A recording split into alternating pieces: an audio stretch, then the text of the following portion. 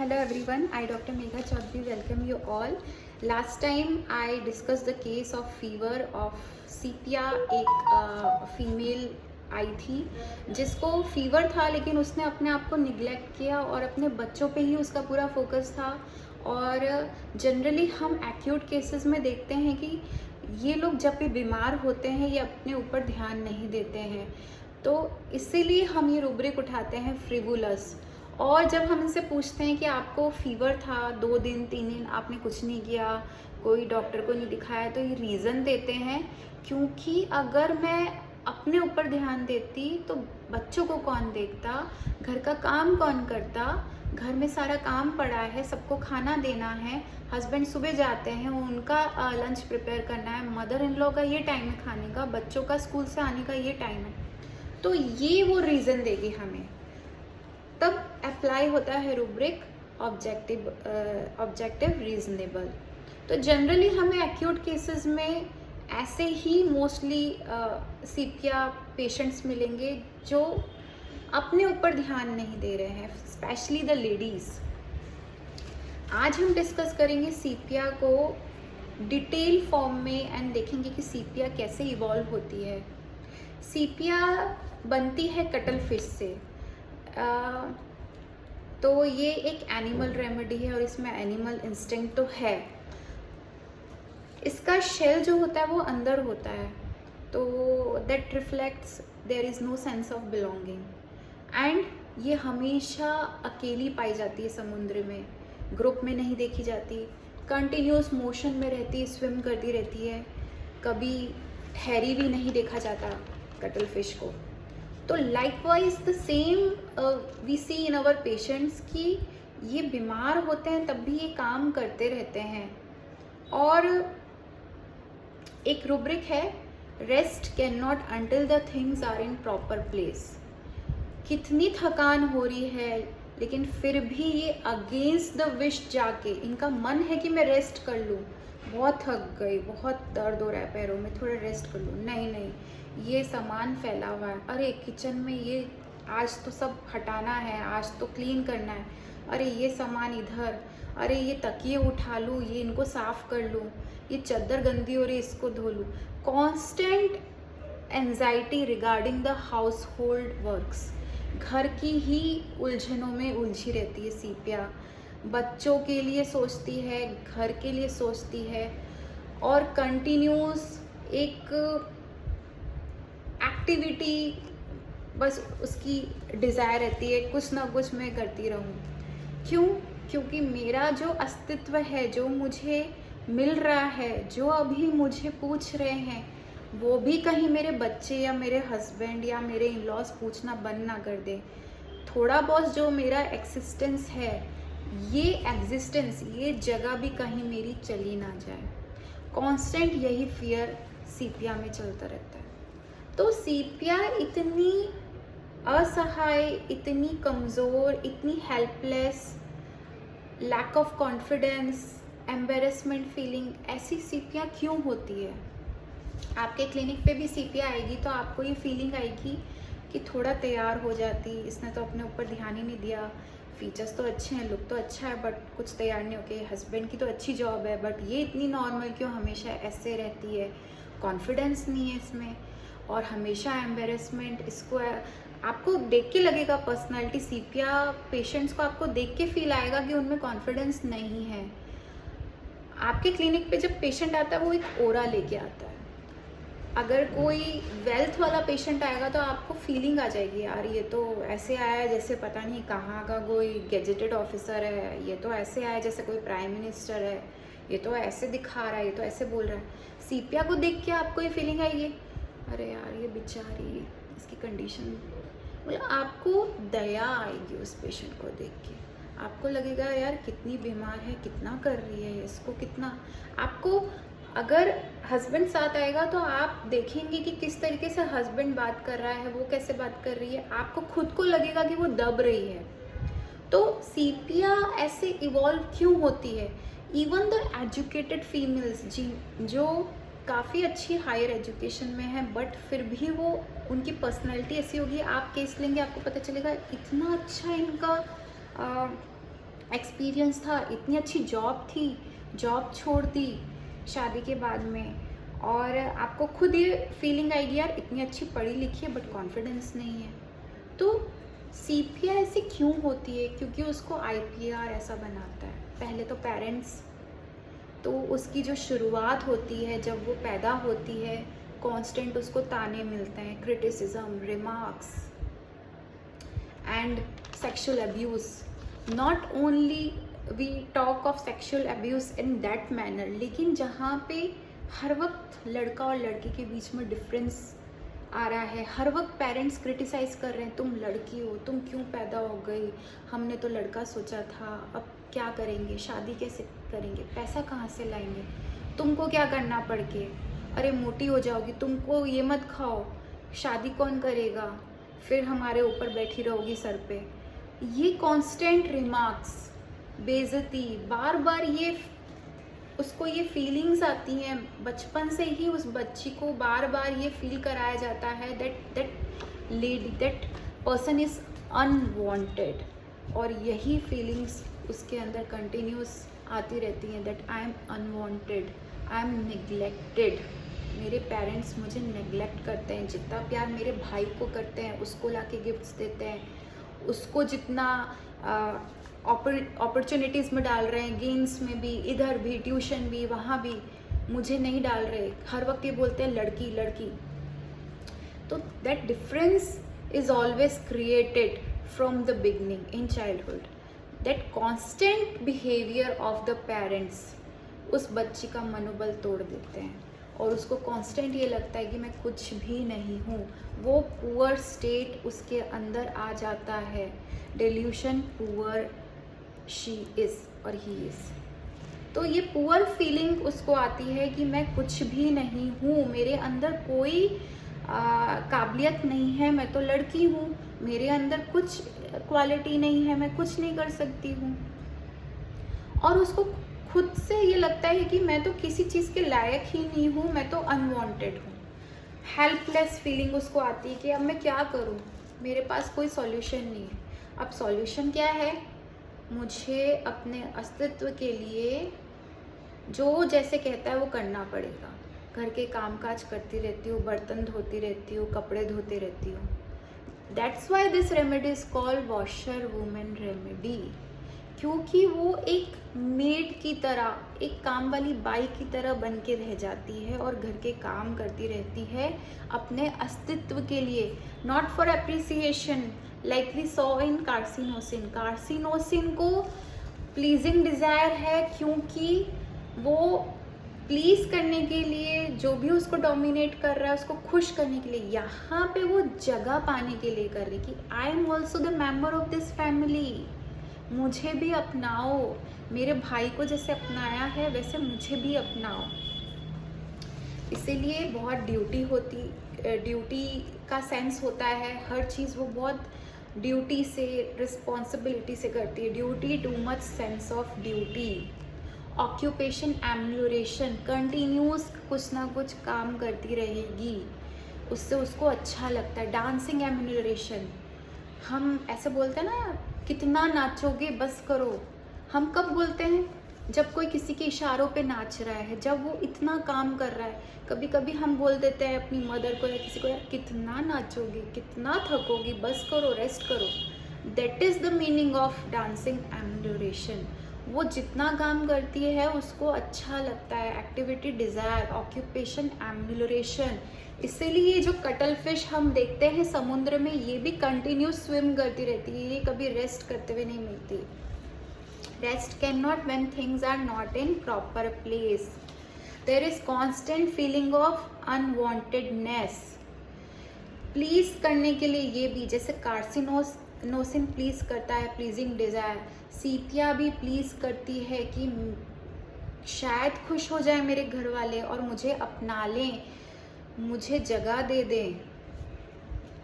और इस चक्कर में सीपिया इंडिपेंडेंट होती जाती है। जो वो बच्ची होती है वो इंडिपेंडेंट होती जाती है, क्योंकि उसको पता है कि मेरे पेरेंट्स को मेरे से अटैचमेंट नहीं है, और कहीं मेरे साथ ऐसा दोबारा हुआ, शादी के बाद भी मुझे ऐसा पति मिला, इसीलिए वो इंडिपेंडेंट होती है, ड्यूटीफुल डॉटर होती है।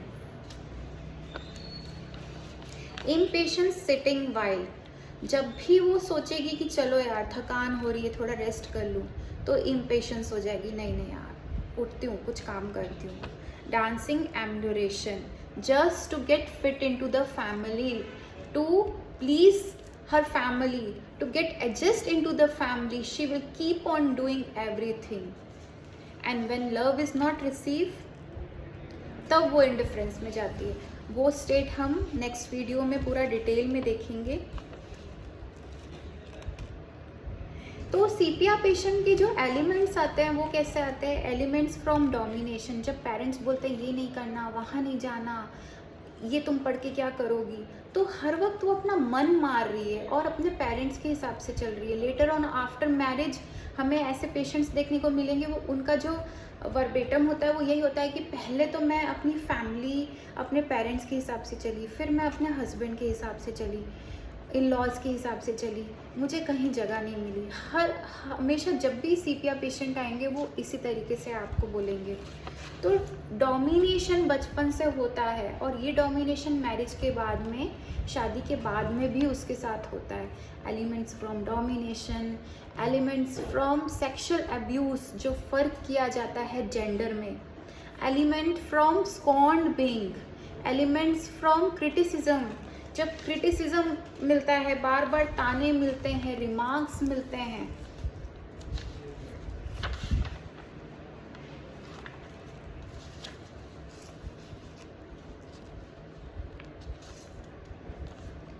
एलिमेंट्स फ्रॉम रिप्रोचेस, रिप्रोचेस बार बार जो ताने मिले जाते हैं, बार बार उसके ऊपर जो उंगली की जाती है, ये चीज़ों से।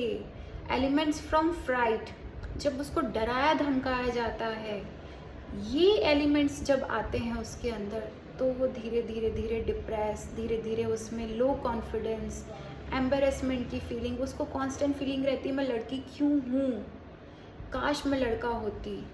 एलिमेंट्स फ्रॉम एंटिसिपेशन, इसीलिए जब भी कहीं जाना है या कुछ बोलना है स्कूल में, कॉलेज में, तो उसको फियर रहता है, उसको एंजाइटी रहती है, क्योंकि एलिमेंट्स फ्रॉम एंटिसिपेशन वो कर पाएगी या नहीं, क्योंकि वो तो उस लायक नहीं है, उसमें तो वो क्वालिटी नहीं है, ऐसा उसके माइंड में उसके पेरेंट्स ने फिट किया है। सीपिया भी बहुत एक्टिव होती है, एम्यूजमेंट डिज़ायर होता है सीपिया में भी, बचपन से ही एम्बिशियस होती है, इंडस्ट्रियस होती है, लेकिन आईपीआर के कारण वो कर नहीं पाती है। डिफाइंड होती है, उसको चुनौती देना लेना अच्छा लगता है, एनार्किस्ट होती है, लेकिन एट द अदर लेवल वो कॉवर्डाइज भी होती है। क्यों? क्योंकि उसको डर रहता है अस्तित्व का, उसको लगता है कि कहीं जो वो कर रही है उससे उसकी थोड़ी जगह बन रही है, कुछ वो ऐसा बोल दे या कुछ ऐसा कर दे तो उससे उसकी वो जगह भी ना छीन जाए, इसलिए वो कॉवर्डाइज होती है।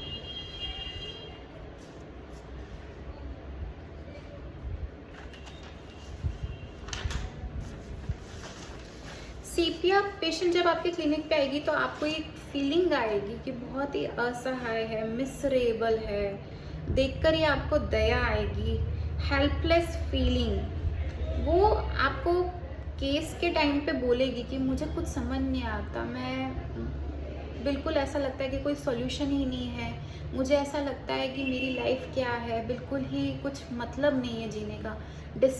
Despair of her miserable existence, उसको कांस्टेंट ये फीलिंग रहती है कि मेरी ये जो ज़िंदगी है ये कितनी मिसरेबल है और इसका कोई सॉल्यूशन नहीं है, हेल्पलेस फीलिंग है। Despair existence about, fear poverty of, वैसे तो उसको कांस्टेंट फीलिंग है ही कि वो पुअर है, उसमें कोई क्वालिटी नहीं है, कोई गुण नहीं है, वो कोई सुंदर नहीं दिखती, वो तैयार होके क्या करेगी, कोई उसे कुछ पूछेगा नहीं, और उसको एक कांस्टेंट फियर पॉवर्टी का रहता है कि मैं कहीं और पॉवर्टी में ना चली जाऊं, कहीं जो मेरी ये जगह थोड़ी बहुत जो मुझे मिल रही है या पूछ रहे हैं, मैं जो घर के काम कर रही हूँ, कहीं ये करने बंद कर दिए तो बिल्कुल मैं और कहीं इससे वर्स्ट कंडीशन में ना चली जाऊँ। तो कांस्टेंट फियर ऑफ पॉवर्टी उसके माइंड में रहता है। She has nothing to impress others other than domestic work. उसने खुद ने अपनी ये फीलिंग्स बनाई और ये फीलिंग्स IPR ने उसको दी हैं, इसलिए वो इरिटेट होती रहती है। Irritability alternating with indifference.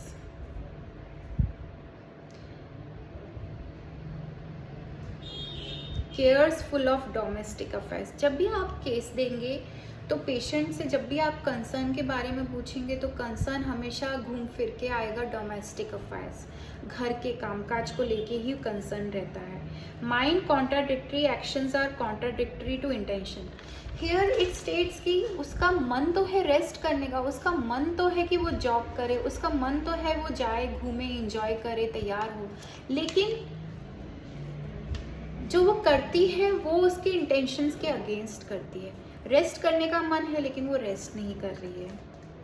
Mind undertaking things oppose to her intentions. अभी वो इतनी थकी हुई है, रेस्ट करना चाह रही, फिर भी वो और ज़्यादा बर्तन निकालेगी, और ज़्यादा सफाई करेगी, बार बार वो क्लीनिंग कुछ ना कुछ करती रहेगी। उस मतलब जो वो नहीं करना चाह रही है और इतने काम हाथ में ले लेगी। Rest cannot when things are not in proper place. Bed getting out amelioration, bed getting in aggravation. जब वो सोचे कि थोड़ा रेस्ट कर लूँ तो उस हमने अभी रूब्रिक देखा था ना, impatience sitting while, तो उसको लगेगा कि यार नहीं उठती हूँ कुछ काम करती हूँ, तो बेड गेटिंग इन, रेस्ट करने लगेगी, जब बेड पे जाने लगेगी तो एग्रेवेशन, और बेड से निकलेगी कुछ काम करने लगेगी तो एम्यूलेशन, डांसिंग एम्यूलेशन। उसको हमेशा ये लगता है कि वो कम है और कोई उसको वो जगह, वो एग्जिस्टेंस नहीं देता, उसकी कोई वैल्यू नहीं है, उसमें कोई क्वालिटी नहीं है और लोग उसका मजाक उड़ा रहे हैं। कॉन्टिन्यूस ये थॉट्स उसके दिमाग में रहते हैं। Delusion, mocked at, laughed at and mocked at. लोग उसका मजाक उड़ा रहे हैं, लोग उसके ऊपर ताने कस रहे हैं, ऐसी फीलिंग्स उसके माइंड में आती हैं। Now this is the hypocrisy of सीपिया। सीपिया की हिपोक्रेसी ही यही है कि वो करना कुछ चाहती है और कर कुछ रही है। This is the hypocrisy.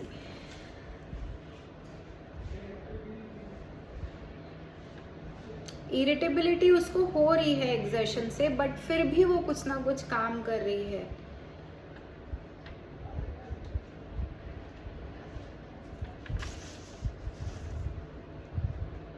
तो अगर हम ये दो रूब्रिक्स को क्लब करें, एम्बेरेसमेंट एंड पुअर फीलिंग, जब आपके पास ऐसी पेशेंट आए जिसको देख के आपको दया लगे या असहाय लगे, कॉन्फिडेंस नहीं है और वो बात करते वक्त जहम रही है, आपको लग रहा है कि यार ये एम्बेरेसमेंट आपको फील हो रहा है, तो when we club this to rubrics, sepia comes.